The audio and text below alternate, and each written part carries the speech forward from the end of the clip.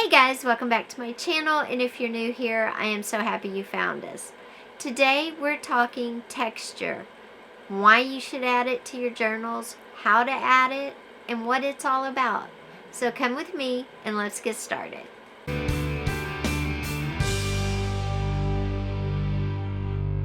Okay guys, it's all about texture today. And what is texture? Texture is anything you add to a page, to a tag, to an envelope, to a bag that gives it depth, that gives it interest, that balances, that brings it to life. Think about if you're doing a gardening journal or a camping or hiking or something like that journal where you have stamped leaves or you've drawn leaves or you've cut out leaves. Think about that leaf. How many colors have you layered into the green? How much detail have you put into the veining on the leaf? All of that is texture, and the more you do, the more it brings that leaf to life and people want to touch it.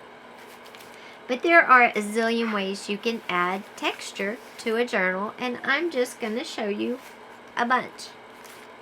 One of the first things or easiest ways you see people add texture to journals is with coffee or tea staining paper, because it gives it a texture that's not the same as the paper before it's tea dyed.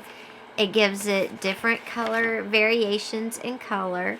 So definitely coffee and tea dyeing is one of the easiest ways to add texture to something. But of course, we aren't going to settle for just one layer of texture. Another way you can add texture to, say, a coffee-stained page, a coffee-stained envelope, is you can layer it with other pieces of paper, with book pages, with music pages, with doilies, with solid color papers, with patterned papers you can layer. You can add words. You could cut out words from a book page and just stick them all over the paper. Another way to add texture to a page is to stamp.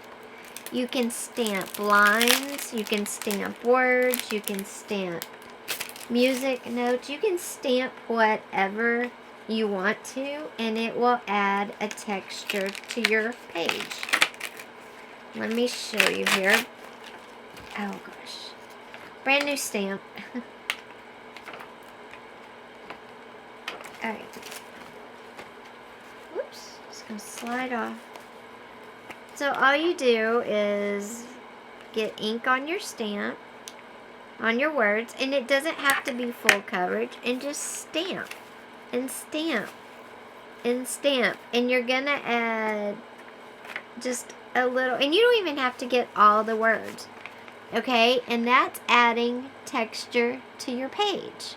When we go around the edges of our pages and we ink them up, that's adding a texture to our page. It's adding an interest, maybe balancing out the page. Okay, see? So inking, stamping, those are all great ways to add texture. Another great way to add texture is to punch out a shape, whether it's a circle, a square, a big shape, or a little shape. It doesn't really matter. If you're making a window on your page, that adds texture.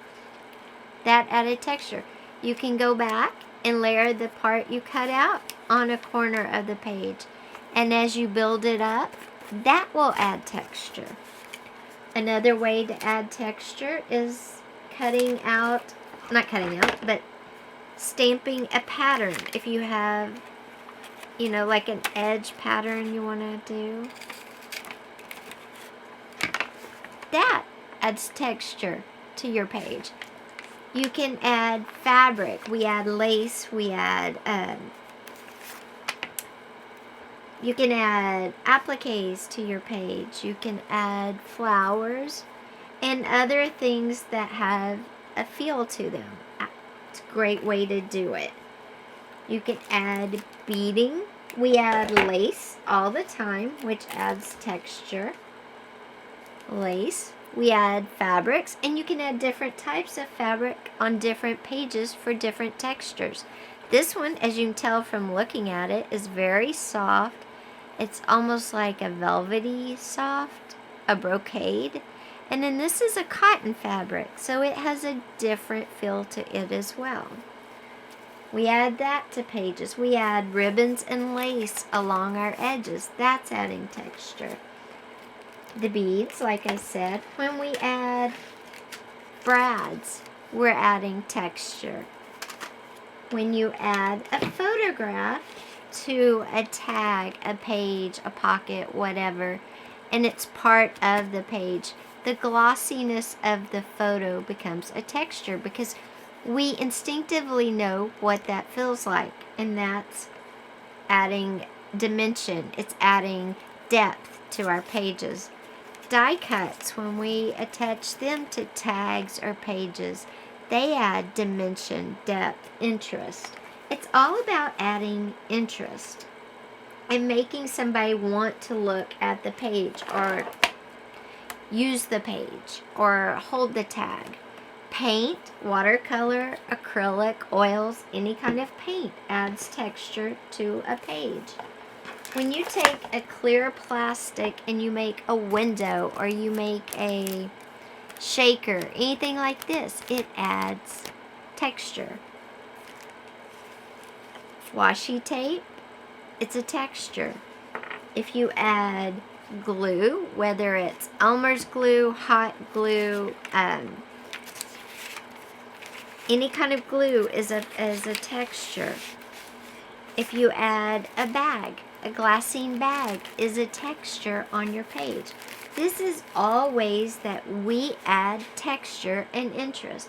If you add modeling paste, if you add Mod Podge, anything like that is also adding a texture.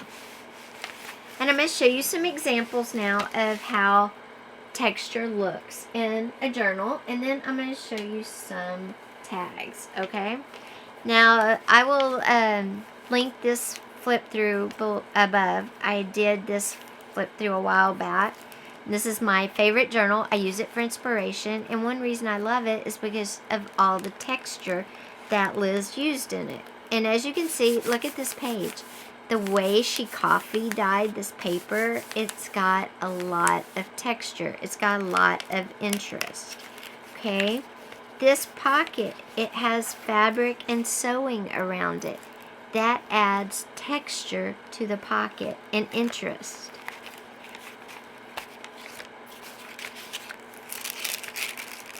She used tissue-like paper to give interest. She used clear gesso to give a texture and interest. Here, she used a cereal bag that the bag itself is interest. And she added sari silk on the front, which gives depth to the plain cereal bag. Okay?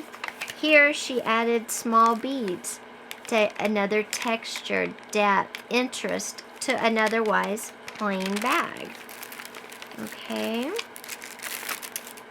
Here she added an applique and buttons to a page.